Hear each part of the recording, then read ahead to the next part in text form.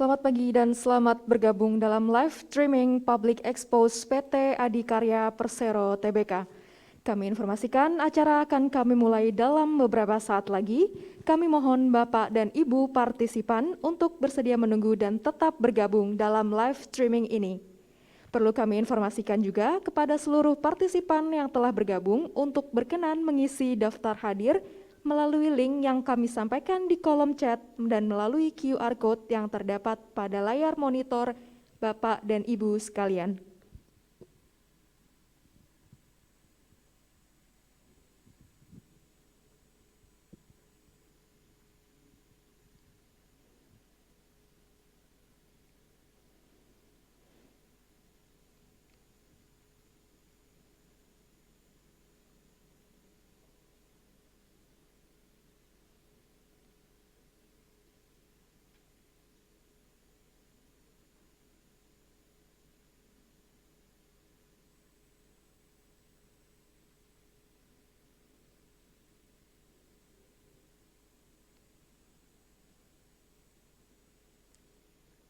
Assalamualaikum warahmatullahi wabarakatuh.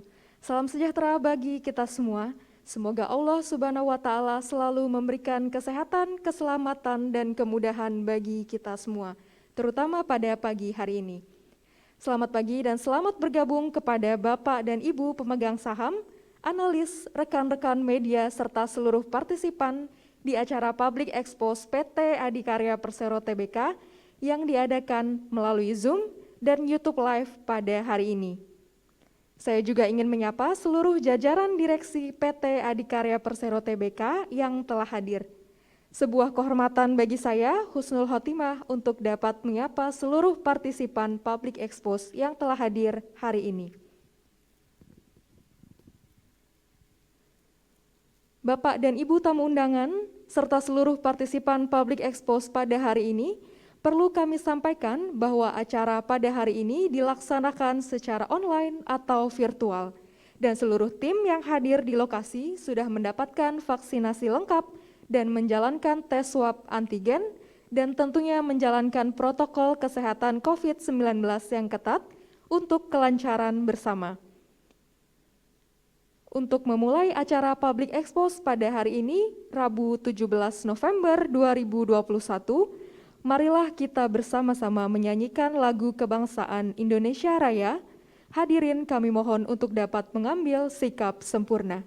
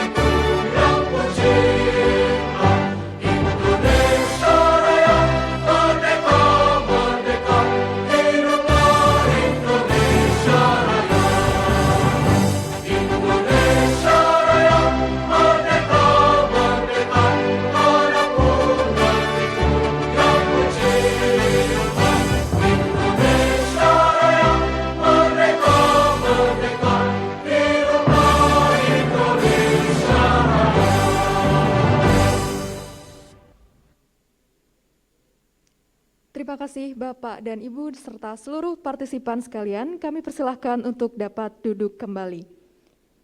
Sebelum kita masuk ke sesi pemaparan, perkenankanlah saya untuk membacakan susunan acara pada hari ini. di mana acara akan dimulai dengan pemaparan dari Direksi PT Adikarya Persero Tbk tentang perkembangan terkini atas bisnis perseroan serta entitas anak, serta hal-hal lain yang bersifat material bagi pemegang saham dan publik, kemudian dilanjutkan dengan sesi tanya-jawab. Setelah itu akan ditutup dengan interactive games dan press conference yang akan diadakan secara virtual. Kami informasikan untuk sesi tanya-jawab akan dilakukan sebanyak 2 sesi, di mana sesi pertama akan dibuka khusus untuk para investor dan analis. Untuk rekan-rekan media yang sudah bergabung, kami persilahkan untuk melakukan kutipan atas pertanyaan serta jawaban yang disampaikan oleh manajemen pada sesi pertama. Sedangkan untuk tanya-jawab di sesi kedua akan dibuka khusus untuk penanya dari rekan-rekan media pada sesi press conference. Sekali lagi, saya mengajak partisipasi aktif Bapak dan Ibu sekalian yang bergabung melalui platform Zoom untuk bisa memberikan pertanyaan pada sesi tanya-jawab nanti. Bapak, Ibu, dan seluruh partisipan yang kami hormati, hari ini Rabu 17 November 2021, tentunya PT Adikarya Persero Tbk melalui paparan publik akan menyampaikan tentang perkembangan terkini atas bisnis perseroan serta entitas anak dan menyampaikan hal-hal yang bersifat material bagi pemegang saham dan publik. Untuk itu, kami mengundang Ibu Tiara Nursyani sebagai Manajer Corporate Communication dan Investor Relation PT Adikarya Persero Tbk yang akan bertindak sebagai moderator dalam sesi pemaparan ini. Kepada Ibu Tiara Nursyani, kami persilahkan. Terima kasih kepada Ibu Ima. Assalamualaikum warahmatullahi wabarakatuh. Selamat pagi dan salam sejahtera untuk kita semua. Shalom, Om Swastiastu, Namo Buddhaya. Semoga kita semua selalu dalam keadaan sehat. Saya Tiara Nursyani, moderator pada acara Public Expos 2021 PT Adikarya Persero Tbk atau disebut ADI. ADI selaku perusahaan terbuka memiliki kewajiban dalam menyampaikan keterbukaan informasi kepada para pemegang saham serta masyarakat. Oleh karena itu, kegiatan Public Expos ini dilakukan guna menyampaikan kinerja ADI 2021 dan strategi bisnis yang akan ADI lakukan ke depannya. Adapun bahan paparan Public Expos yang disampaikan hari ini sesuai peraturan telah kami sampaikan di website IDX dan perusahaan sebelum penyelenggaraan. Telah hadir bersama kita jajaran Direksi ADI yang terdiri dari Bapak Entus Asnawi Mukson, Direktur Utama, Bapak AAG Agung Darmawan, Direktur Keuangan dan Manajemen Resiko, Bapak Agus Karyanto, Direktur Human Capital and System,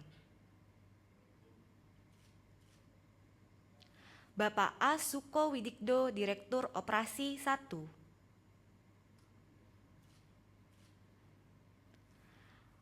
Bapak Punjung Setia Brata, Direktur Operasi 2, Ibu Vera Kirana, Direktur KHSE dan Pengembangan Bisnis.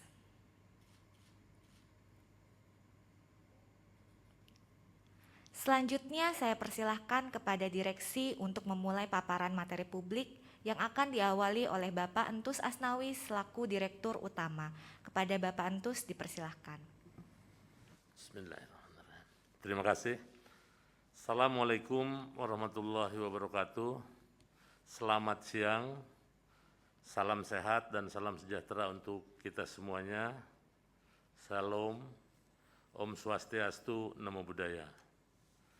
Para pemegang saham, para kuasa pemegang saham, dan para undangan yang kami hormati, pada kesempatan pertama ini kami ingin mengucapkan terima kasih atas kesediaannya untuk hadir pada acara hari ini, acara Public Expos Adikarya untuk tahun 2021 ini.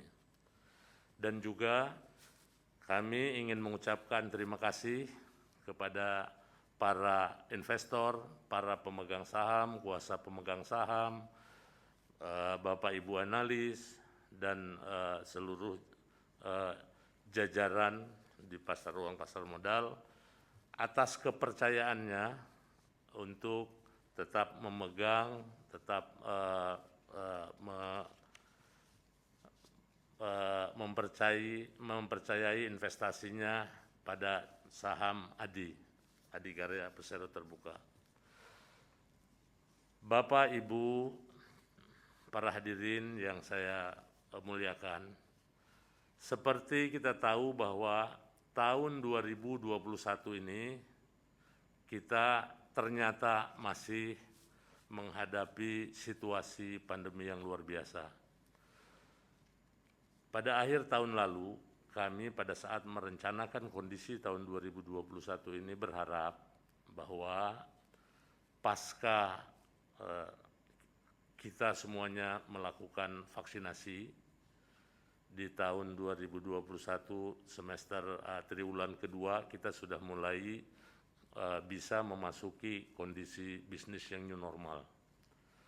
Tetapi apa yang terjadi pada bulan Juli, Agustus itu terjadi pandemi gelombang kedua yang luar biasa. Sehingga hal ini juga mempengaruhi proses bisnis dan kegiatan-kegiatan kehidupan kita. Karena itu juga dampak dari ini, pemerintah beberapa melakukan refocusing atas anggaran-anggaran yang sebelumnya sudah direncanakan untuk proyek-proyek. Ada beberapa proyek kami juga yang sudah terkontrak yang harusnya dilaksanakan pekerjaannya tahun ini, tapi tertunda karena terkena dari kebijakan tersebut. Karenanya pada tahun ini kami tetap kembali lagi melakukan strategi bertahan bagaimana supaya kami tetap sustain, memberikan kontribusi, dan sebesar-besarnya memenuhi harapan yang diberikan oleh Bapak Ibu para pemegang saham semuanya.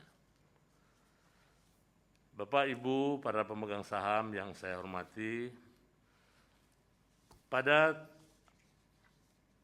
tahun ini juga kami melakukan beberapa kegiatan strategis dalam bentuk transformasi, sebetulnya sudah diawali sejak tahun 2020, untuk membuat kondisi-kondisi bisnis yang ada di Adikarya ini supaya lebih baik, seperti harapan Pak Presiden beberapa waktu lalu di Labuan Bajo, bagaimana BUMN termasuk Adikarya ini supaya bisa menjadi organisasi perusahaan yang excellent. Dan tentu hal ini diterjemahkan oleh Kementerian BUMN melalui aspirasi 5 program strategis yang disampaikan sering oleh Pak Menteri BUMN. Di samping kegiatan 5 program strategis ini juga di sisi lain kami jajaran BUMN, masyarakat BUMN itu diminta untuk menginternalisasikan dan mensosialisasikan core values akhlak supaya menjadi core values untuk semua insan BUMN, khususnya insan Adikarya. Dari 5 program prioritas yang dicanangkan oleh Kementerian BUMN, ini kami jadikan dasar dan acuan dalam melakukan proses transformasi ke depan. Sehingga kami juga melakukan bagaimana proses bisnis kami supaya bisa lebih baik dari tahun-tahun sebelumnya dan sesuai dengan business excellence. Kemudian juga bagaimana sistem, prosedur, kemudian ketentuan-ketentuan dalam proses bisnis kami ini dipandu dengan teknologi yang cukup baik dalam reporting, kemudian kegiatan maupun dalam pelaksanaan konstruksi. Di samping itu, program kami ke depan untuk memenuhi harapan kita semuanya dan untuk menjadikan ADI sesuai visinya menjadi korporasi inovatif dan berbudaya unggul untuk sustainabilitas, untuk pertumbuhan berkelanjutan. Ini kami fokuskan juga pada human capitalnya, di mana tentu peningkatan kapabilitas, kesetaraan, kemudian kompetensi di berbagai bidang yang harus kami tingkatkan untuk memenuhi semuanya. Kemudian Bapak Ibu para pemegang saham yang kami muliakan, proses bisnis kami ini kalau kita lihat lini bisnisnya ada 4 lini. Yang pertama adalah engineering and construction, di mana bidang-bidang pekerjaannya adalah infrastructure, building, kemudian power plant, oil and gas, tentu juga pekerjaan-pekerjaan railway tentunya bagian dari infrastruktur. Kemudian unit usaha yang mengelola ada dalam bentuk departemen-departemen yang selama ini yang sudah ada seperti Departemen Infrastruktur, Departemen Gedung, Departemen Energi dan Industri, dan Departemen Perkeretaapian. Dan secara kebetulan kami memang dimandatkan untuk menjadi championship di bidang perkeretaapian ini. Yang alhamdulillah saat ini kami juga sedang mengerjakan LRT dalam proses penyelesaian, kemudian MRT dan harapan dan beberapa pekerjaan proyek di kereta api di daerah-daerah. Kemudian di samping departemen-departemen yang ada di Adikarya, kami juga punya satu anak perusahaan yang mengelola khusus di bidang konstruksi gedung, yaitu Adi Persada Gedung. Kemudian untuk lini bisnis properti dan hospitality, ini bidang usahanya properti, kemudian TOD di lingkungan transportasi dan hotel dengan nama merek itu Grandika. Kemudian pengelola di lini bisnis ini ada Adi Persada Properti dan Adi Komuter Properti atau ADCP yang saat ini bersamaan sedang melakukan kegiatan book building karena melakukan program initial public offering IPO, penjualan saham perdana yang mudah-mudahan Bapak Ibu semua juga memberikan kepercayaan kepada Adi Komuter Properti ini, di mana pengelolaan yang dilakukan oleh ADCP ini adalah pengelolaan TOD di lingkungan LRT untuk saat ini, kemudian di lingkungan komuter, ada juga yang di lingkungan bus. Dan ini tentu yang pertama untuk di Indonesia. Kemudian untuk di bidang manufaktur, tentu proses bisnisnya ini juga manufaktur, dan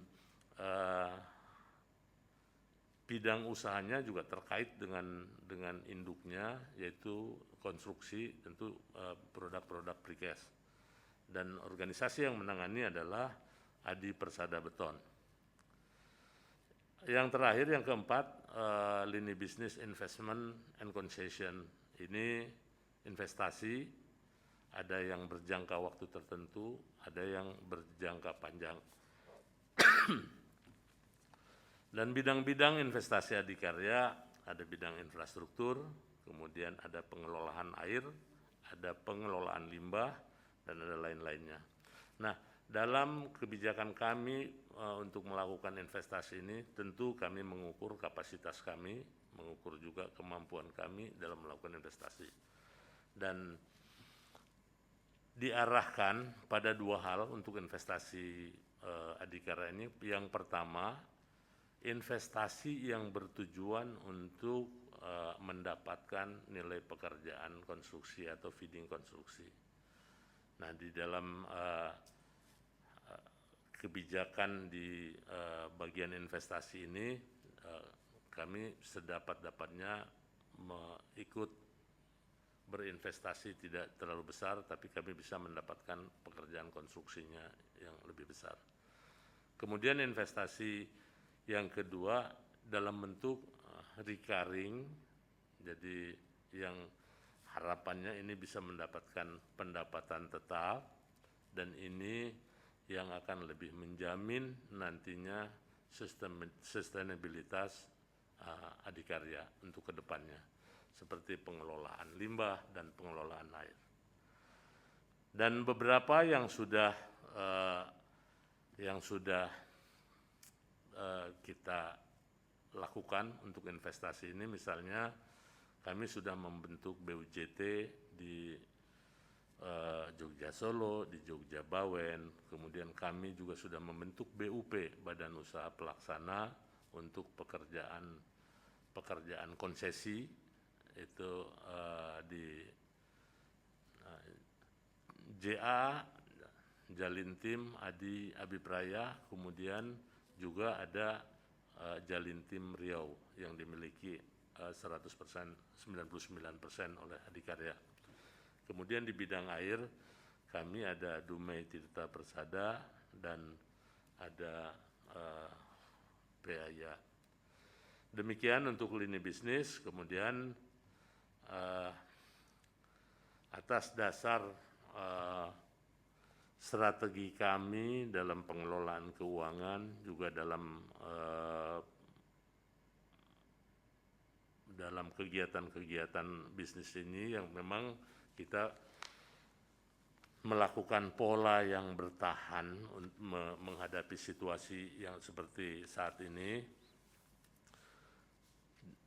Dan alhamdulillah sudah menunjukkan perbaikan walaupun tidak terlalu besar. Ini terbukti bahwa rating kredit kita untuk tahun 2021 ini lebih baik dari tahun 2020, di mana tahun 2020 itu rating kredit dari Pevindo dengan A- dan negatif outlook.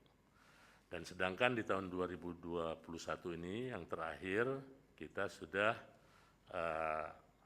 kembali menjadi stable lagi dengan rating single E negatif. Ya alhamdulillah ini ada perbaikan. Demikian saya kira sebagai awalan dalam paparan ini. Terima kasih atas perhatian Bapak Ibu. Selanjutnya untuk kinerja akan disampaikan lebih dulu oleh Pak Agus Karyanto. Silakan Pak Agus. Baik, makasih Pak Dirut. Assalamualaikum warahmatullahi wabarakatuh. Para investor, analis, serta seluruh partisipan Public Expose Adikarya. Baik, kami akan menyampaikan pencapaian kontrak sampai dengan TW3, mohon maaf, hingga September 2021 kemarin. ADI sudah membukukan kontrak baru sebesar 11,3 triliun. Nah, nilai ini merupakan gabungan dari seluruh kontrak yang dari beberapa lini bisnis Adikarya. Yang tadi sudah disampaikan bahwa lini bisnis Adikarya ada 4, yaitu engineering construction, kemudian properti, manufaktur, dan konsesi. Kontribusi per lini bisnis pada perolehan kontrak baru pada kuartal ketiga tahun 2021 ini meliputi lini bisnis konstruksi yang masih mendominasi sebesar 91%, properti 8%, dan yang lainnya sisanya. Selain lini bisnis, kontrak ini juga meliputi berbagai tipe pekerjaan yang terdiri dari pekerjaan gedung sebesar 27%, jalan dan jembatan sebesar 32%, proyek infrastruktur lainnya seperti pembangunan bendungan, bandara, jalur kereta api, proyek energi, serta proyek lainnya sebesar 41%. Berdasarkan segmentasi sumber dana, realisasi kontrak baru yang bersumber pada APBN sebesar 34%, pemerintah daerah sebesar 8%, sumber dari BUMN sebesar 10%, dan BUMD sebesar 10%. Sementara proyek kepemilikan swasta sebesar 38%. Sampai dengan akhir tahun kami masih memproyeksikan prognosa kita ada peningkatan sebesar 20% dari tahun kemarin, di mana tahun kemarin Adikarya membukukan 19,7 triliun, diharapkan nanti sampai dengan akhir tahun ini kami masih optimis dengan perolehan kontrak baru sebesar 24 triliun. Sampai dengan saat ini order book kita Adikarya sebesar 46 triliun, di mana 46 triliun itu terdiri dari 33,47 triliun itu adalah carryover dari tahun lalu, dan sampai dengan saat ini kita membukukan 12,67 triliun. Kami masih tetap optimis bahwa sampai dengan akhir tahun bisa mencapai sebesar 24 triliun, ada peningkatan 20% dibandingkan dengan tahun yang lalu. Proyek aktif kami saat ini 195 proyek, di mana tadi juga sudah disampaikan adanya pandemi ini juga ada refocusing dan ada beberapa proyek yang disuspend, ada sekitar 20-an proyek yang disuspend. Sementara itu laporan dari perolehan kontrak. Terima kasih Pak Dirut. Terima kasih Pak Dirut. Rekan-rekan investor, analis, dan media serta audien yang lain, sebagaimana tadi disampaikan kondisi-kondisi yang ada di sektor konstruksi dan kondisi ADI secara internal sendiri bisa kita lihat dengan equity yang ada, kita harus memperkuat capability internal. Jadi dari sisi angka kalau kita lihat di sini terhadap kontrak terjadi kenaikan memang 82,3% year on year dibanding tahun lalu. Namun dari laba bersih kenaikannya hanya 10%. Nah, ini pun akibat dari aktiviti kita ini masih banyak dibiayai dari pendanaan luar. Oleh karena itu, guidance keuangan yang akan kita lakukan dari tahun 2020-2021 ini adalah bagaimana memperkuat capability kita secara internal. Capability akan kita perkuat dengan internal, misalnya dari sisi pengurangan biaya, efisiensi dari angka-angka. Kita sudah bisa lihat di angka-angka publish kita September, kita mengalami perbaikan dari sisi HPP. Juga kita melihat angka-angka publish kita mengalami perbaikan dari sisi biaya OPEX, serta kita melihat juga di tahun 2020 dan 2021 ini peningkatan capability itu dilakukan secara internal dengan baik, juga antara lain melalui percepatan perolehan pembayaran atas proyek-proyek besar kita. Kita ketahui kita punya 2 proyek besar yang terus kita lakukan percepatan atas pembayarannya, dan itulah yang membuat kita dari tahun 2020 sampai 2021 dengan kekuatan internal kita masih dapat survive. Dengan kondisi yang tadi disampaikan tentang leverage kita yang sudah tinggi, maka guidance di keuangan adalah kita semaksimal mungkin tidak mengarah kepada penambahan leverage baru. Upaya kita selalu akan berupaya untuk memperbaiki struktur keuangan kita, terutama dari sisi modal, dan kita sedang melakukan beberapa upaya aksi-aksi untuk memperbaiki equity kita ini, termasuk dan tidak hanya untuk IPO anak-anak perusahaan maupun upaya-upaya penambahan modal dari pemegang saham maupun upaya-upaya lain yang tujuannya untuk meningkatkan equity yang kita miliki hingga bisa mengabsorb atas rencana-rencana bisnis yang memang sudah kita lihat di depan ini. Dari sisi infrastruktur tadi disampaikan oleh Pak Dirut dan Pak Agus, masih ada prospek yang baik.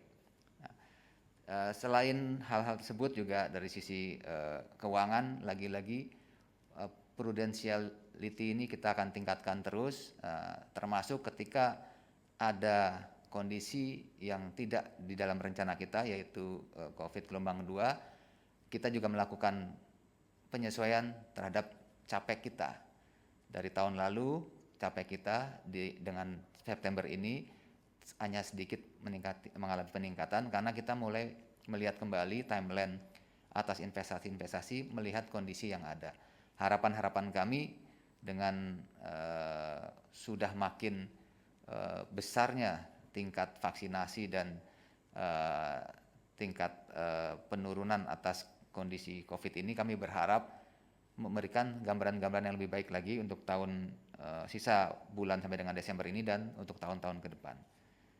Beberapa hal juga ingin kami update pada kesempatan ini terkait dengan aktivitas di keuangan secara internal, yaitu kami juga mencoba mulai melihat skema-skema apa yang paling mungkin untuk dilakukan oleh kita dari sisi pendanaan, dan kita makin memperkuat arah kita dari tahun lalu, yaitu mulai menggeser kepada proyek pendanaan yang bersifat project financing. Kita makin hari makin firm untuk melakukan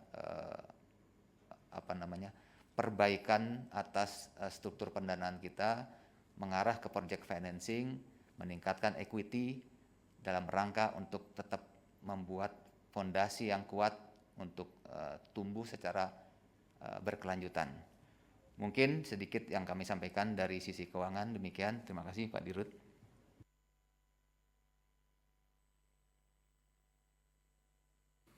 Baik, terima kasih. Dalam kesempatan ini saya akan update proyek infrastruktur kita di Jalan Tol Sigli Banda Aceh. Jadi seperti kita tahu, proyek ini sepanjang 74 km, nilai proyek 8,2 triliun, ada 6 seksi. Sampai hari ini kita sudah menyelesaikan 2 seksi serah terima dan sudah dioperasikan, yaitu seksi 3 dan seksi 4. Rencana kami akhir tahun kami akan mendeliver 1 seksi, yaitu seksi 2, untuk bisa dioperasikan. Saat ini progres untuk seksi 2 97,8, jadi memang kurang sedikit. Harapannya seksi 2 ini di akhir tahun ini bisa kita serah terimakan untuk dioperasikan. Total seluruhnya kalau kita akumulasikan progres Jalan Tol Sigli Banda Aceh ini sebesar 76,4. Jadi harapannya di tahun depan kita masih menyisakan seksi 1, seksi 5, dan seksi 6. Kemudian untuk sedikit update bahwa untuk dari sisi pembayaran, kami sudah menerima pembayaran atas jalan tol ini senilai 3,6 triliun dari total kontrak 8,2. Saya kira itu yang bisa kami sampaikan untuk update Jalan Tol Sigli Banda Aceh. Terima kasih. Dilanjutkan berikutnya Pak Direktur Operasi 2, Pak Punjul. Terima kasih Pak Dirut, Bapak Ibu sekalian yang kami hormati, investor dan pemegang saham. Seperti yang sudah dikatakan oleh Pak Dirut tadi, bahwa Adikarya salah satunya sudah diberikan mandat untuk menjadi champion di bidang engineering and construction untuk railway. Dan dapat kami laporkan kepada Bapak-Bapak sekalian bahwa di bulan Agustus kemarin kita sudah menyelesaikan 2 paket pekerjaan dari Jogja ke Kulon Progo terkait dengan pembangunan rel untuk men-serve bandara baru Kulon Progo, sehingga dengan harapan bahwa dengan selesainya proyek itu maka aksesibilitas menuju stasiun, menuju airport akan lebih bagus. Dapat juga kami laporkan salah satu proyek besar yang sedang kita kerjakan sekarang adalah MRT paket 2, dan Adikarya bersama-sama dengan Shimizu mendapatkan kontrak untuk paket CP201 yang merupakan kelanjutan dari paket 1, dan CP201 ini melintas dari Bundaran HI, artinya melanjutkan dari ujung fase 1 menuju ke Juanda yang nantinya akan disambung hingga menuju ke stasiun kota. Progres saat ini adalah 23,5%. Diharapkan di tahun ini kita akan berhasil mendatangkan TPM untuk lokasi Bundaran HI, sehingga persiapan saat ini sudah dilakukan di Bundaran HI ini dapat menerima TPM yang saat ini dalam proses perjalanan menuju Tanjung Priok. Sedangkan untuk TPM yang kedua, karena kami merencanakan untuk paket 201 ini akan menggunakan 2 TPM, akan tiba di Februari tahun depan, itu akan digunakan untuk melakukan tunneling dari arah stasiun Monas. Sehingga nanti dalam paket 201 ini kita akan menggunakan 2 TBM. Dan hal ini tentunya akan mempercepat pelaksanaan proyek, sekaligus juga meningkatkan kapabilitas bagi insan-insan ADI yang terlibat di dalam proyek itu, sehingga ke depan diharapkan Adikarya mampu melaksanakan pekerjaan railway, baik itu di at grade, ataupun di elevated, ataupun di underground. Kemudian selanjutnya dapat kami laporkan juga untuk salah satu proyek yang namanya melekat dengan Adikarya, yaitu LRT Jabodebek. Progres sampai dengan saat ini adalah 88,1%. Secara umum dapat kami gambarkan seperti ini. Untuk pekerjaan sipil dan struktur di semua lintasan, baik dari Cibubur sampai Cawang, Cawang ke Duku Atas, ataupun dari Cawang ke Bekasi Timur telah kami selesaikan, termasuk juga pekerjaan track works, pemasangan rel, kemudian juga pemasangan power supply. Sehingga saat ini kami sedang dalam proses melakukan testing commissioning. Untuk software dari Siemens yang nanti akan kita pakai sebagai andalan kita dalam mengoperasikan LRT ini, sudah tiba di site dan mulai diinstal untuk lintas pelayanan 1, yaitu dari Cibubur sampai dengan Cawang. Sedangkan dari sisi financing, kita sudah menerima pembayaran sebesar 13,8 triliun, dan nantinya karena memang di dalam kontrak disepakati bahwa untuk depo itu nanti akan dibayarkan secara turnkey setelah selesai, maka kami mengharapkan di tahun depan bisa diselesaikannya proyek ini, maka pembayaran di depo juga akan bisa kita terima sepenuhnya. Target operasi dari proyek ini adalah di tanggal 17 Agustus tahun depan, sehingga insya Allah bersamaan dengan peringatan Hari Kemerdekaan, proyek ini sudah bisa melakukan commercial operation. Selanjutnya, dalam rangka mendukung beroperasinya LRT tahun depan, kita terus-menerus mendorong anak perusahaan kami, yaitu PT Adi Komuter Property, untuk melakukan percepatan pengembangan properti di area-area yang ada di sekitar stasiun. Dan seperti Bapak Ibu ketahui bahwa PT ACP ini merupakan perusahaan properti pengusung TOD pertama dan terbesar di Indonesia, dan saat ini seperti yang dikatakan oleh Pak Dirut tadi, akan segera melakukan IPO di tahun ini. Dan saya pikir hal ini sangat menarik karena harapannya Adikarya secara keseluruhan bisa membuat ekosistem yang bagus untuk para pengguna transportasi massal.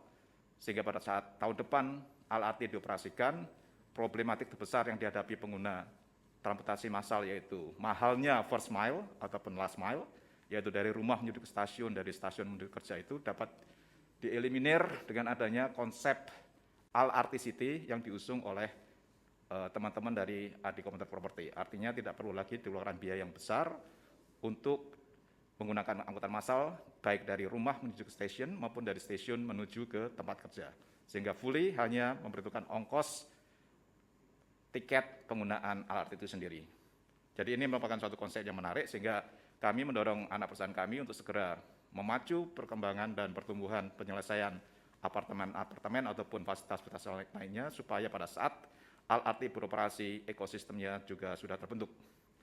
Dan sebagai tambahan bahwa produk-produk yang diusung oleh Adi Komuter Property selain LRT City, yaitu hunian-hunian yang berada di sekitar stasiun LRT, ada juga yang kita namakan sebagai member of LRT. Seperti Bapak Ibu ketahui, selain di stasiun-stasiun LRT, PT ADCP ini, tikernya adalah kita pakai nama ADCP sekarang, untuk Adi Komuter Property, juga mendevelop beberapa apartemen di sekitar jalur-jalur atau stasiun-stasiun komuter lain. Salah satu di antaranya adalah di area Serpong, yaitu di Serpong City Sauk, kita juga ada di sana member of LRT, dan juga tidak ketinggalan di stasiun Ujung Bogor yang kita lihat sebagai potensial sekali untuk dikembangkan sebagai TOD, kita juga mempunyai lahan di sana. Secara keseluruhan, ADCP ini mempunyai 8 dari 17 stasiun yang ada di LRT, sudah kita kuasai beberapa titiknya untuk kita kembangkan sebagai TOD. Ke depan, selain kita melakukan pengembangan properti, kita juga menggali other income dan recurring income yang bisa kita peroleh dari pengembangan properti di sekitar stasiun. Potensi-potensi yang kita lihat adalah diantaranya mengenai masalah pengelolaan kawasan, pengelolaan building yang akan menjadi kebutuhan untuk memudahkan dan memberikan layanan yang paripurna kepada para pelanggan kami yang membeli apartemen yang ada di LRT City ini. Sehingga diharapkan selain dari jual beli properti, pengembangan komersial, juga pengelolaan building merupakan salah satu recurring income yang kita incar ke masa depan supaya betul-betul bisa sesuai dengan visi kami, yaitu menciptakan suatu ekosistem yang menyeluruh untuk pengguna transportasi massal. Saya pikir itu dari saya. Saya serahkan kepada direksi yang lain untuk melanjutkan. Terima kasih. Silakan Bu Vera untuk melanjutkan, Direktur QHSE dan Pengembangan Bisnis. Terima kasih Pak Dirut, yang kami hormati dan muliakan para pemegang saham dan Bapak Ibu hadirin semuanya. Dalam rangka memperkuat fondasi bisnis keuangan untuk pertumbuhan yang berkelanjutan, Adikarya memiliki strategi di mana 3 strategi utamanya, yaitu yang pertama, strengthening internal capabilities, kedua, business opportunity, yang ketiga, financial strategy, di mana untuk strengthening internal capability meliputi pengembangan kompetensi pada champion area, sebagaimana tadi sudah disampaikan, memperkuat manajemen risiko melalui 3 line of defense, penguatan operational excellence, penguatan pemasaran di area properti, pemberlakuan protokol COVID baik di kantor maupun di lingkungan proyek. Kemudian terkait dengan business opportunity, yaitu selektif dalam pemilihan proyek investasi yang sesuai dengan core business dengan exit strategi yang tepat, penciptaan recurring income dan other income. Dan terkait dengan strategi finansial, yaitu IPO anak usaha, eksplorasi alternatif skema pendanaan perusahaan, repackaging financing struktur anak usaha, strategi project financing, aset recycling, PMN dan right issue, efisiensi internal, serta percepatan pembayaran proyek besar. Adapun saat ini Adikarya telah melewati tahun 2020 dalam kondisi di mana terjadinya COVID, kemudian di tahun 2021 terdapat gelombang kedua COVID yang sebagaimana telah disampaikan, hal tersebut berpengaruh terhadap kinerja ADI, namun kondisi yang cukup berat tersebut ADI tetap dapat survive sebagaimana disampaikan sebelumnya, bahwa ADI dapat memperoleh rating yang lebih baik dari tahun 2020 termasuk laba yang positif, sehingga untuk memasuki tahun 2022 ada beberapa hal yang menjadi hal-hal positif yang ada di ADI, yaitu terselesaikannya proyek LRT, di mana hal itu dapat menstimulasi penjualan TOD. Kemudian jalan tol Banda Aceh Sigli pun ditargetkan selesai pada pertengahan tahun 2022. ADI merencanakan penerbitan obligasi penawaran umum berkelanjutan tahap 3 tahun 2022 sebagai salah satu opsi pendanaan apabila diperlukan, dan pada tahun 2022 pula harapan ADI akan mendapatkan PMN dari pemerintah yang akan diikuti oleh right issue publik. Demikian kami sampaikan. Terima kasih, Pak. Terima kasih Bu Vera. Bu Vera ini direksi ADI yang paling baru, baru 1 semester, karena masuk ke jajaran direksi ADI ini pada bulan Mei tahun ini pada saat RUPS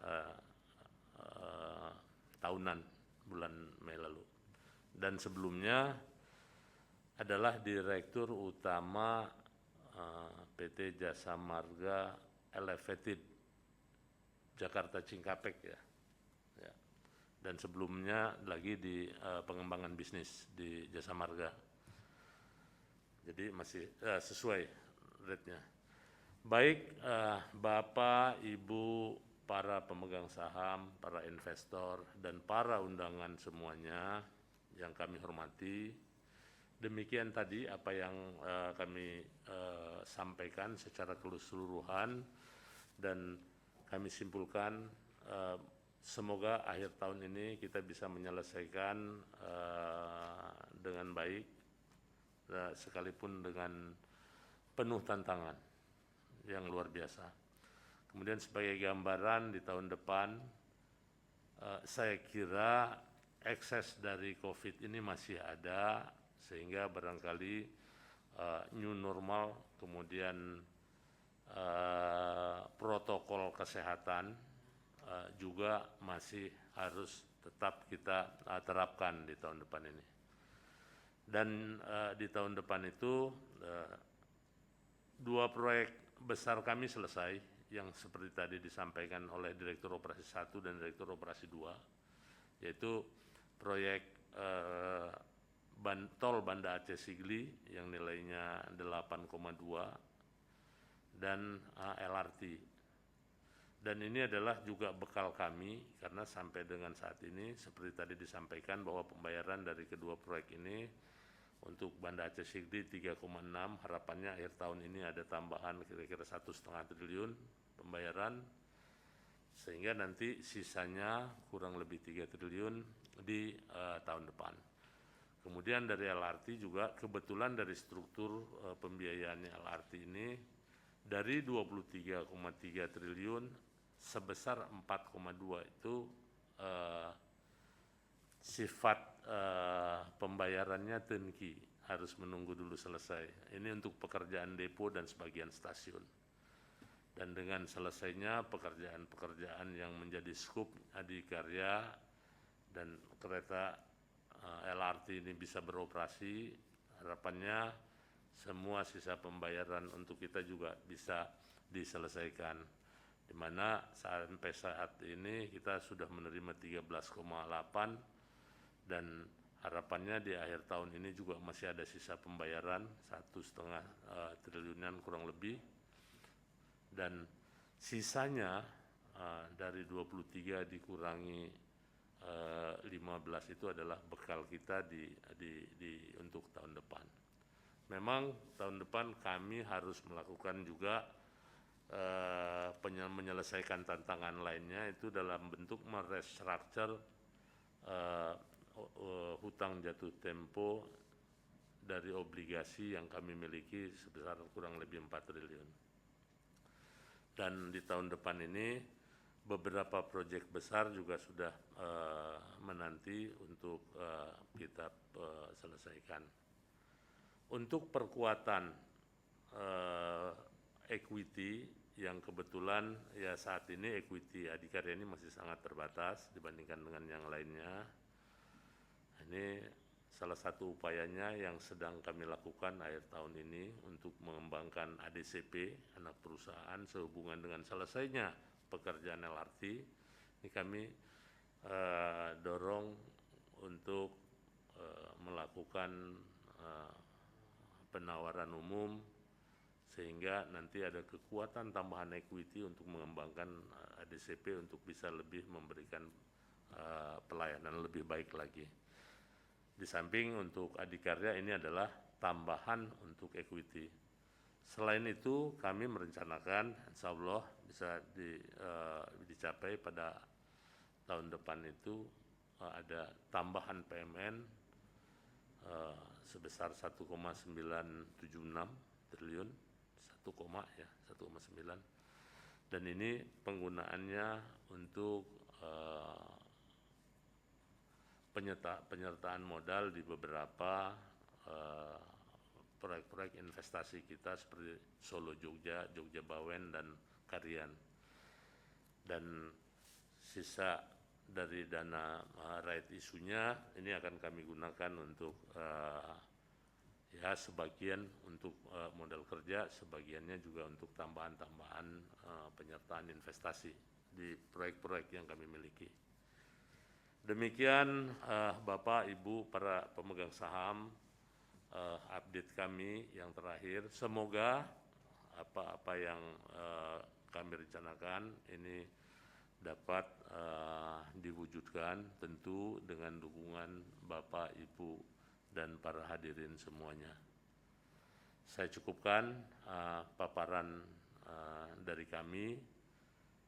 Terima kasih atas perhatian dan penghargaan sebesar-besarnya dari kami untuk Bapak, Ibu, para pemegang saham, para kuasa pemegang saham, para undangan, dan semua yang hadir dan mengikuti acara ini. Terima kasih. Assalamualaikum warahmatullahi wabarakatuh. Om Santi, Santi, Santi, Om. Baik, terima kasih atas paparan dari Bapak Ibu Direksi. Kemudian acara dilanjutkan dengan sesi tanya jawab. Mengingat keterbatasan waktu, kami akan memilih dan menggabungkan pertanyaan yang relevan untuk dijawab oleh manajemen. Sebelumnya kami mohon maaf apabila tidak bisa membacakan semua pertanyaan yang masuk. Meski demikian, pertanyaan lebih lanjut dapat diajukan kepada email perseroan yaitu korkom@adi.co.id. Sesi tanya jawab akan terdiri dari 3 pertanyaan. Dimulai pertanyaan pertama dari Bapak Maulana, bagaimana proyeksi kinerja ADI di tahun 2022? Izin mungkin kepada Bapak Ibu Direksi langsung dijawab atau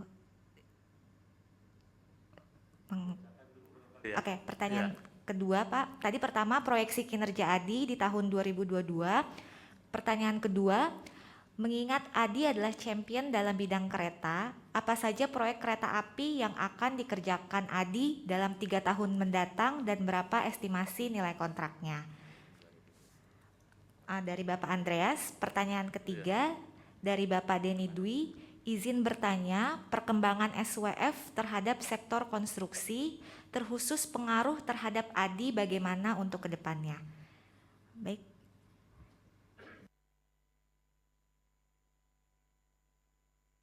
Baik, terima kasih. Pertama kami akan menjawab tadi pertanyaan dari Bapak tentang guidance untuk kontrak dan kinerja ADI tahun 2022. Jadi seperti yang saya paparkan tadi bahwa ada beberapa kita cukup punya carry over untuk tahun 2022 hasil perolehan dari tahun-tahun sebelumnya termasuk tahun ini, dan karena juga ada beberapa pergeseran yang seharusnya kita dapatkan kontrak baru ini di tahun ini bergeser ke tahun depan. Harapannya tahun depan ini juga dari sisi kontrak masih bisa bertumbuh 20-25%, dan untuk kinerja juga kurang lebih sebesar itu. Kemudian barangkali ada rekan-rekan direksi lainnya menambahkan, silakan. Agung mungkin. Oh, satu lagi. Kaitannya SWF dengan Adikarya khususnya, kehadiran SWF ini luar biasa, sangat besar manfaatnya untuk sektor konstruksi yang saat ini sudah memiliki investasi-investasi yang akan dideliver. Kebetulan sampai dengan saat ini memang Adikarya belum memiliki aset investasi yang sudah jadi dan bisa kita deliver ke SWF.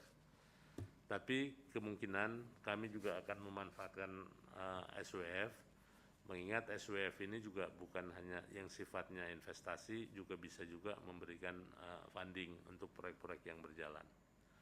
Jadi ke depan kami juga akan melihat potensi SWF ini dalam pembiayaan dan pemenuhan kebutuhan investasi Adikarya.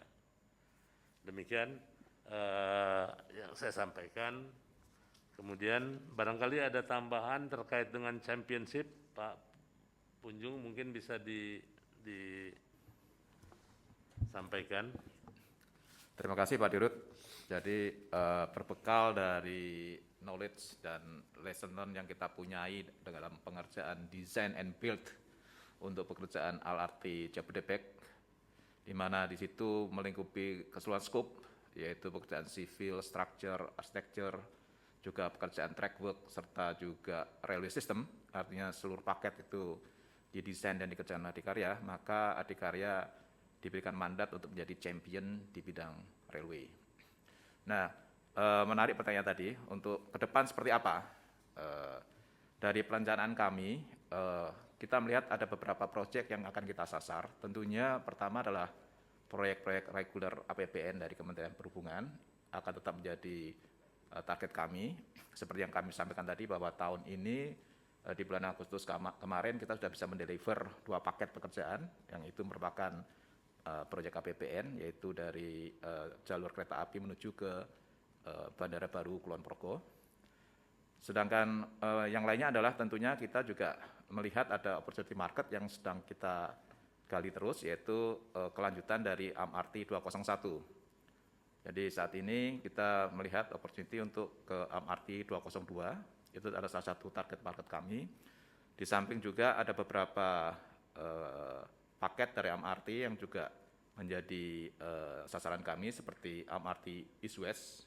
Kalau yang ada sekarang adalah North South, nanti ada East West. Juga kemungkinan lanjutan dari Alari Jakarta yang dimulai oleh Jakpro. Itu merupakan juga market yang kita lihat merupakan potensi bagi kami.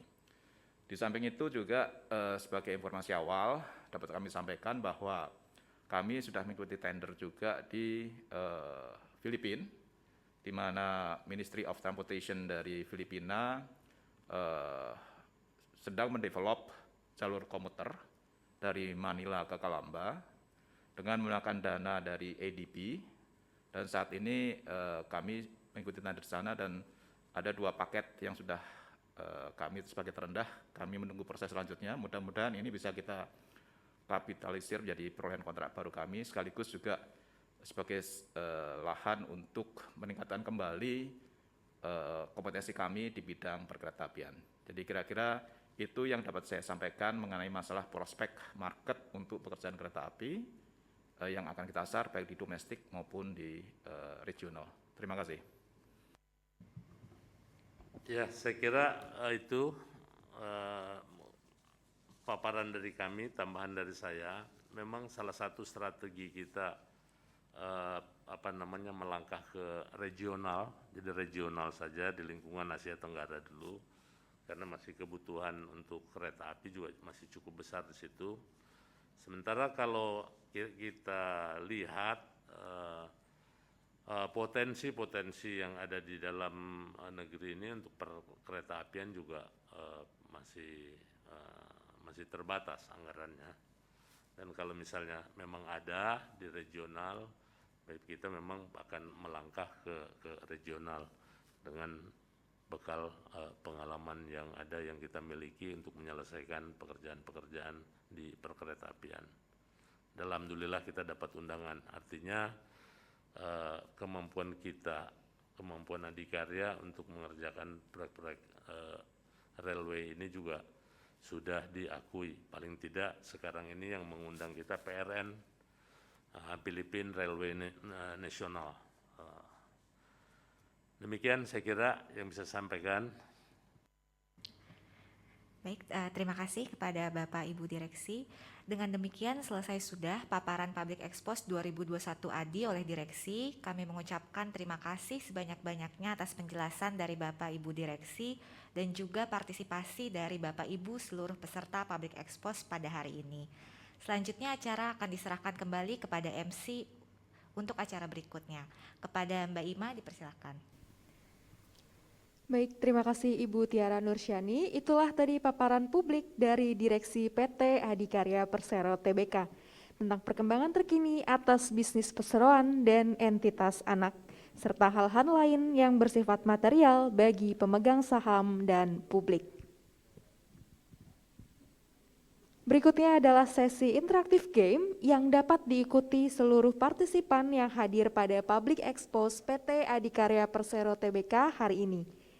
Bapak dan Ibu dapat menuju website kahoot.it dan memasukkan game pin yang kami tayangkan di layar beserta nama lengkap asli untuk mengikuti game ini.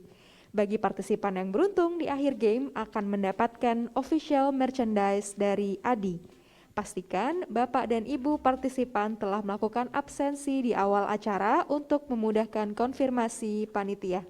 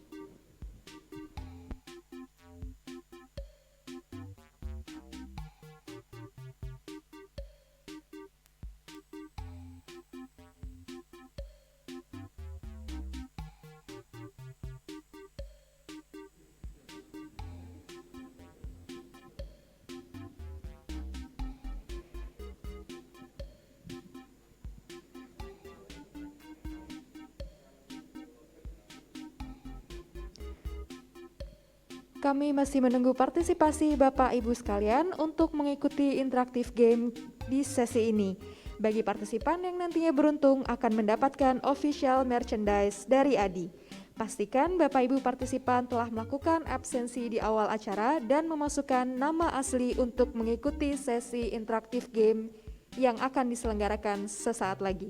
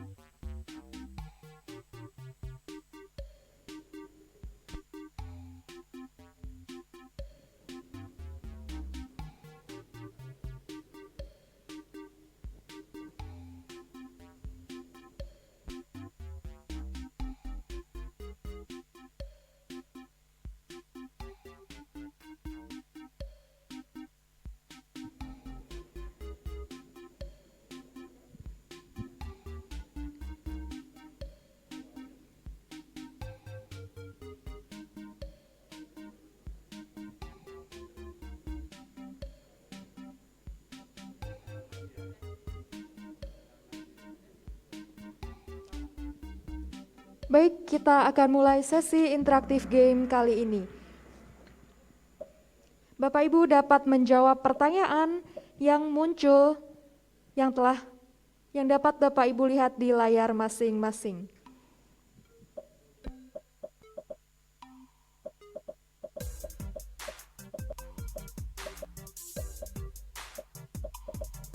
Tahun berapa Adikarya berdiri? 1950, 1945, 1960, atau 1955?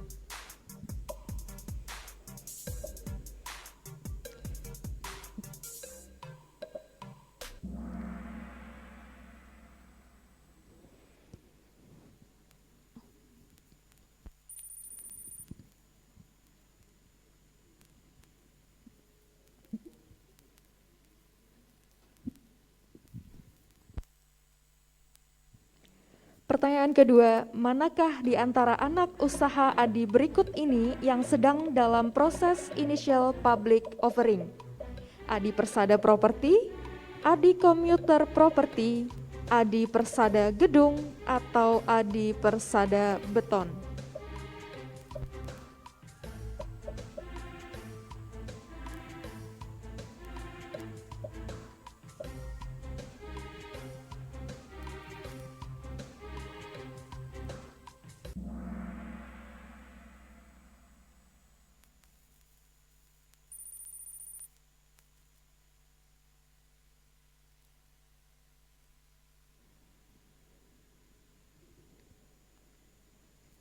Berikutnya adalah pertanyaan ketiga.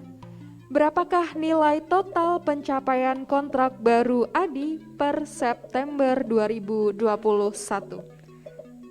Apakah 11,1 triliun, 11,2 triliun, 11,3 triliun, atau 11,4 triliun?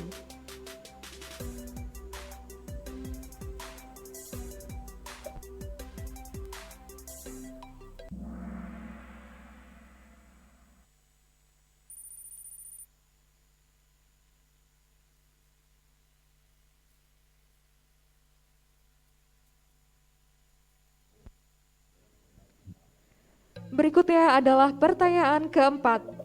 Manakah di bawah ini yang bukan merupakan anggota direksi ADI? Punjung Setiabrata, Agus Karyanto, Suko Widikdo, ataukah Abdul Muni?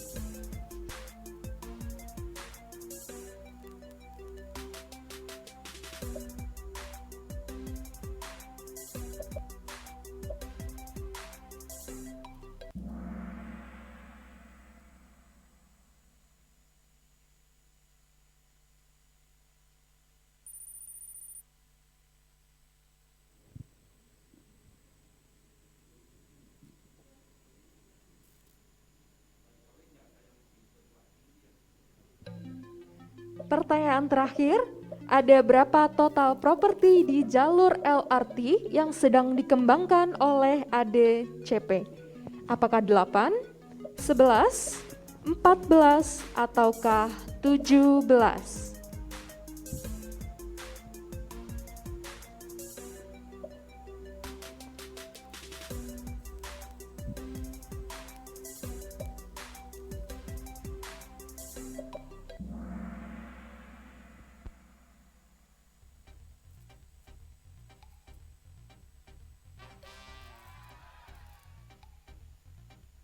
Juara ketiga atau pemenang skor terbanyak ketiga adalah Saudari Nabila, dan di posisi kedua adalah Saudari Rini, serta di posisi pertama adalah Saudara Afif. Selamat kepada para pemenang interaktif game kali ini. Bagi para partisipan yang namanya tadi saya sebutkan, dapat menghubungi panitia melalui direct message official Instagram kami di @adikarya_id dengan menyertakan bukti screenshot hasil kuis untuk mendapatkan official merchandise dari Adi.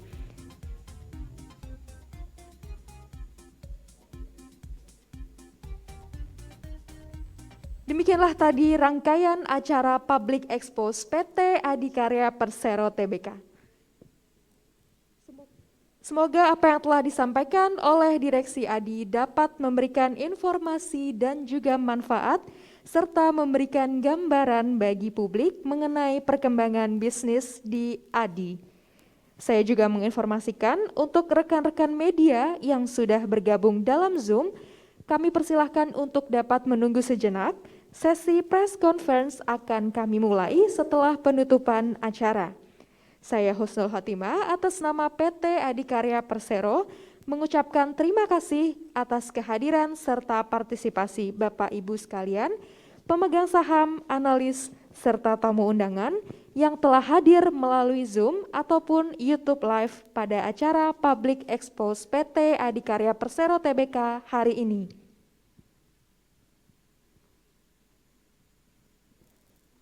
Jangan lupa untuk tetap menjalankan protokol kesehatan, mencuci tangan, menjaga jarak, mengenakan masker, serta menjauhi kerumunan.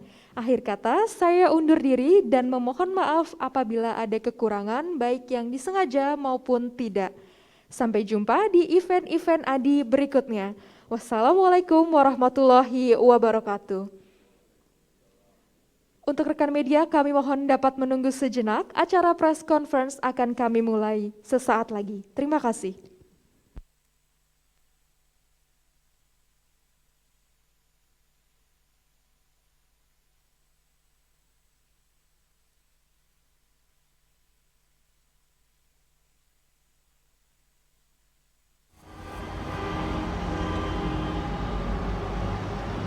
I continue to pursue my dreams, following what keeps me moving.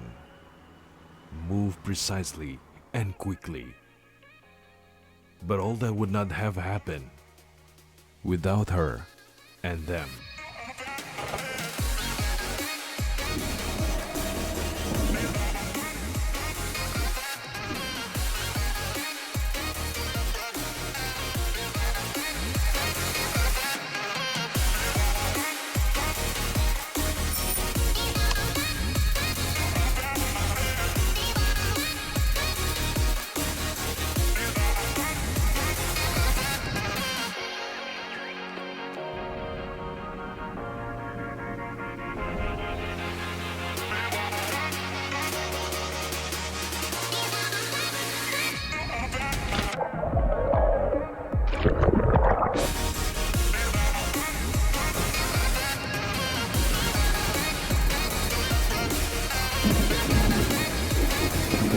We shouldn't ask how to achieve dreams. Ask what makes us happy living it. Because what is needed most is to connect all with more life.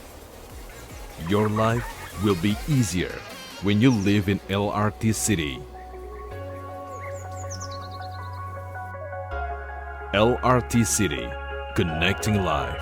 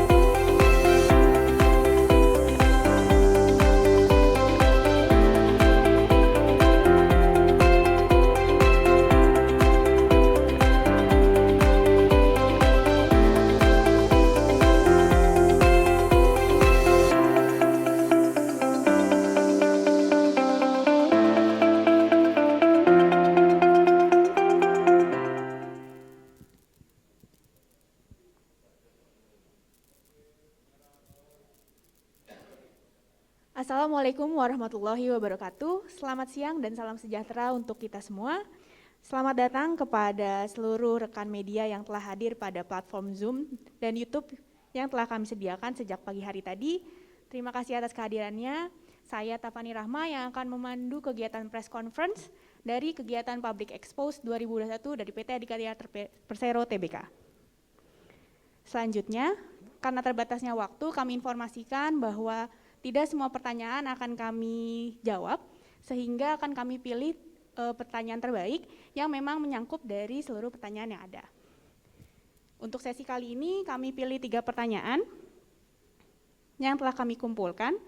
Yang pertama ada dari Bapak Ahmad dari detik.com dengan pertanyaan, dampak dari insiden kecelakaan LRT Jabodebek ke ADI seperti apa? Berapa nilai kerugian dari dampak kecelakaan tersebut? Dan apakah insiden tersebut berpengaruh pada jadwal operasi LRT Jabodebek? Apakah akan langsung jawab Bapak, Ibu? Boleh langsung dijawab satu-satu aja ya supaya Baik. Jelas. Silakan kepada Bapak Antus, kami persilakan.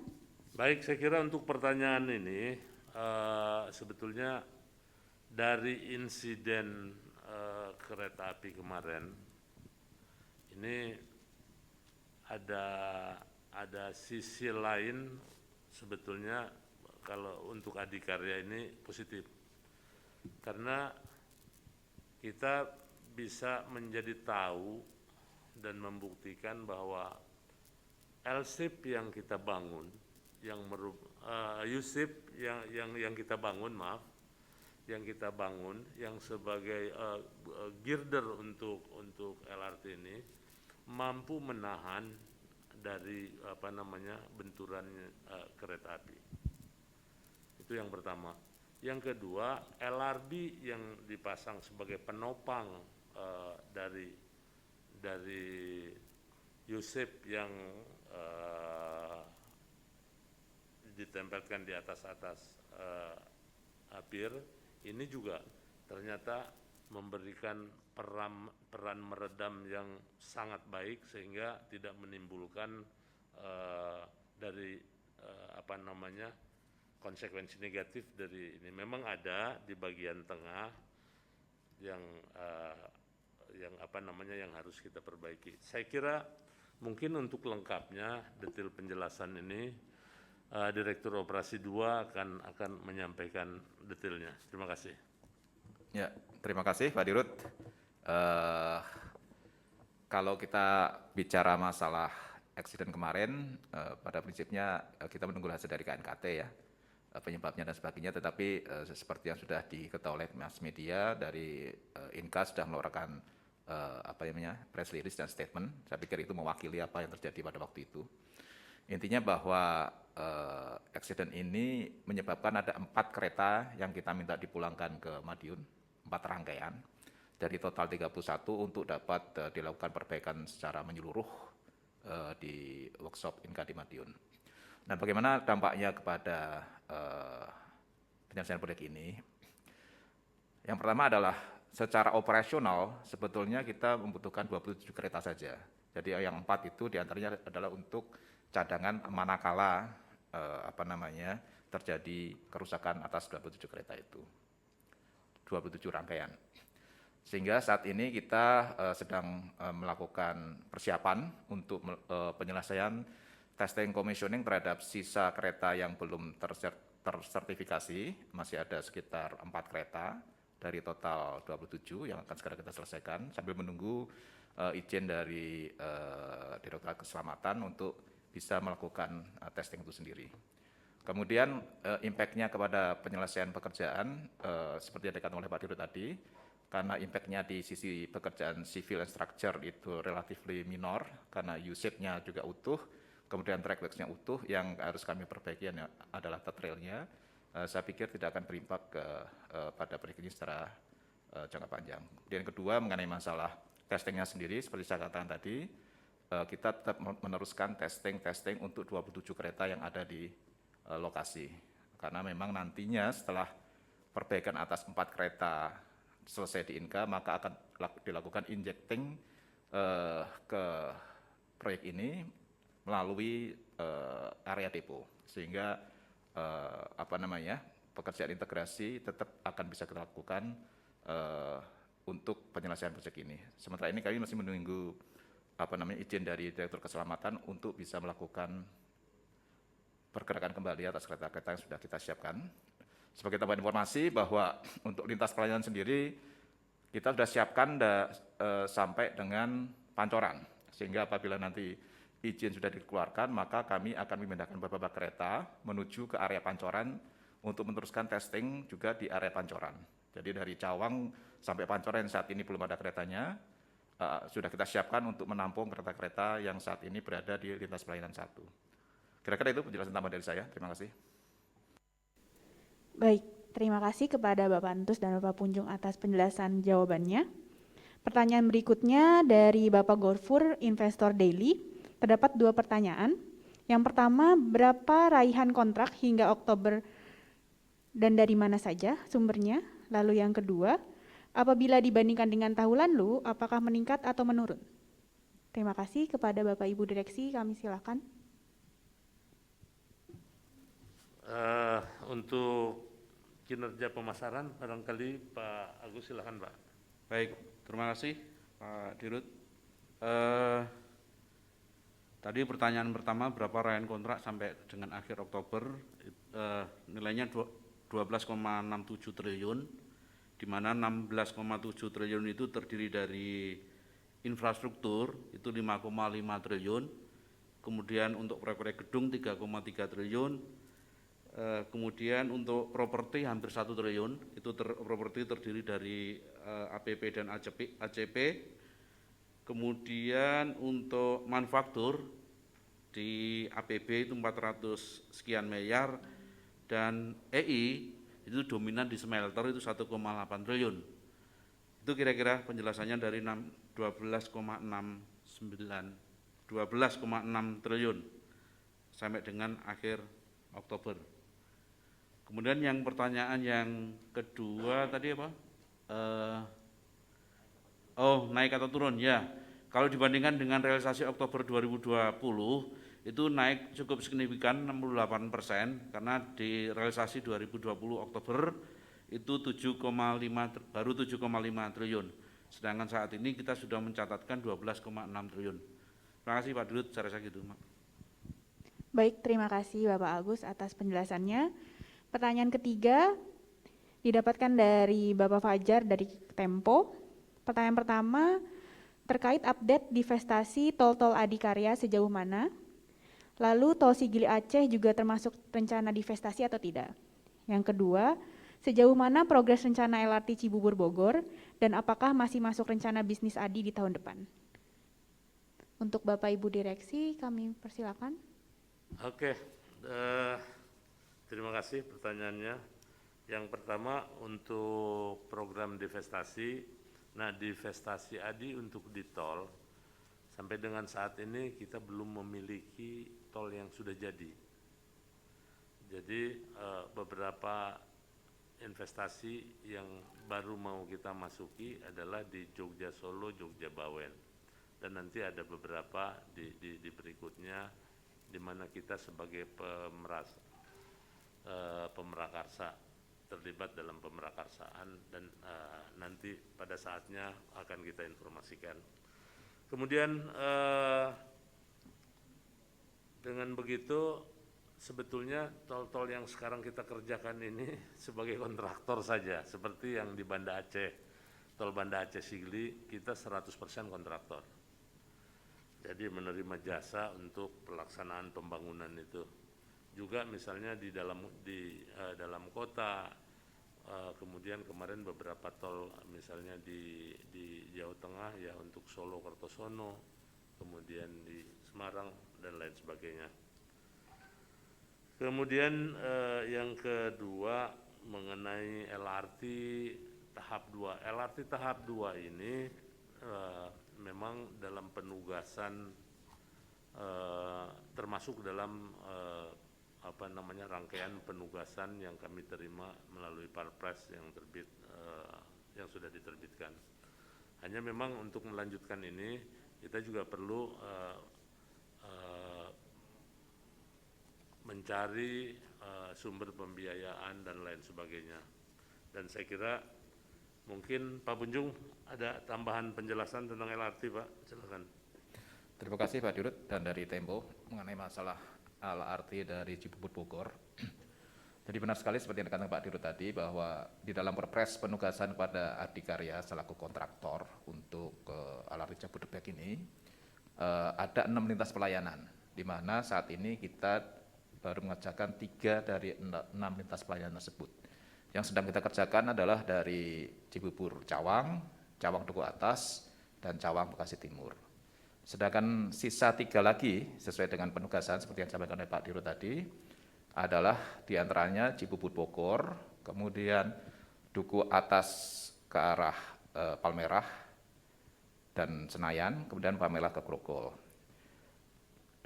Dari studi-studi yang dilakukan memang masyarakat sangat antusias untuk menunggu untuk bisa segera dibangunnya antara Cibubur Bogor, karena mereka melihat bahwa dengan adanya LRT dari Bekasi Timur ataupun Cibubur itu mereka melihat akan sangat terbantu sekali dengan adanya trase yang betul-betul masuk ke tengah kota. Saya pikir ini trase yang cukup bagus karena yang masuk tengah kota saat ini baru MRT dan LRT ini ya, yang menghubungkan sampai ke suburban. Jadi antusias dari masyarakat sangat luar biasa. Tapi sekali lagi bahwa hal ini tergantung dari pemerintah, khususnya dari Kemenhub, tentang langkah kedepannya untuk pembangunan dari Cibubur Bogor, karena panjangnya cukup lumayan, yaitu sekitar 25 km, sehingga pendanaannya sedang dipikirkan bagaimana skemanya dan seterusnya, sehingga kami menunggu dari pemerintah untuk langkah selanjutnya tentang trase Cibubur Bogor, sambil juga kami mencari cara untuk membangun secara lebih bagus dan juga sesuai dengan keinginan masyarakat titik-titik mana yang menjadi titik-titik station. Saya pikir so far posisinya seperti itu, dan kami tahun ini dan tahun depan masih berfokus sekali pada penyelesaian LRT Jabodebek yang merupakan 3 dari 6 lintas pelayanan yang ditugaskan oleh pemerintah sesuai dengan Perpresnya. Kira-kira demikian Pak Dirut, tambah dari saya. Baik, terima kasih kepada Bapak Punjung dan Bapak Antus atas penjelasan. Pertanyaan terakhir dari sesi press conference yang kita adakan pada siang hari ini. Kepada rekan-rekan media kami ucapkan terima kasih banyak. Berikut adalah demikianlah kegiatan ini berakhir sudah. Terima kasih atas partisipasinya. Untuk tayangan kembali dapat dilihat di YouTube Adikarya ID, dan pertanyaan berikutnya bisa disampaikan melalui email adi.co.id. Terima kasih. Wassalamualaikum warahmatullahi wabarakatuh.